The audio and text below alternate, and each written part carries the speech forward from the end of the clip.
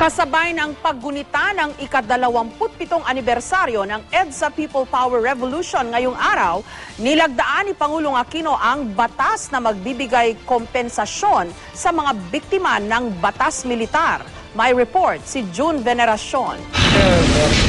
Martial law in accordance with the powers vested in the President by the Constitution of the Philippines.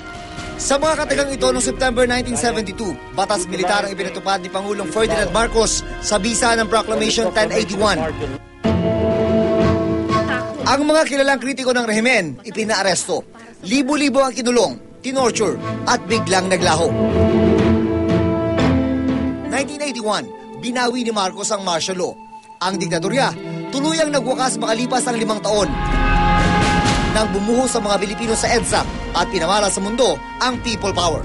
Para sa mga kabataan upang manatili. Kanina, ginurita ay ika-27 anibersaryo ng EDSA People Power Revolution. Isinadula pa ang mga tagpo. Ang malaking pinagkaiba na siguro ng selebrasyon ngayong taon kumpara sa manakaraan ay isinabay ngayon ang paglalagda sa makasaysayang batas na magbibigay pagkilala at kompensasyon sa mga biktima ng martial law. Sa People Power Monument, nilagdaan ni Pangulo Aquino ang Human Rights Victims Reparation and Recognition Act of 2013. Sa ilalim nito, babayaran at kikilalanin ang mga nagdusa noong panahon ng martial law. Kabilang po ng iba pa mga nagsulong ng batas na ito, tiniyak nilang hindi man maibabalik ang panahon na ninakaw sa mga biktima ng batas militar.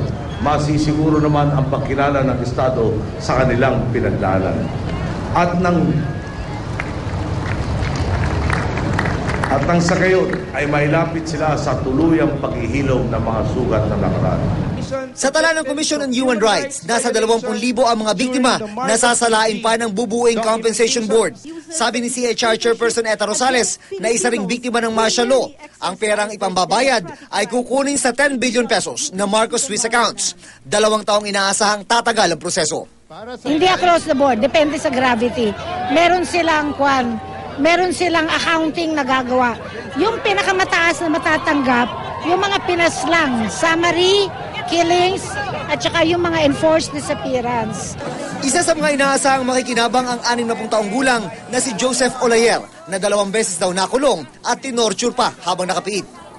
Nagpapasalamat na rin ako na pirma nito para mabigyan katarungan yung sakripisyo ng marami. Nagbistulang reunion din ang okasyon. Si Sister Ping Ocarisa ay isa sa mga madre na humarang noon sa mga tangke ng militar. Habang nagro-rosary kami, sabi ko mayroong ray of light, nag-strike sa amin at saka sa sundalo.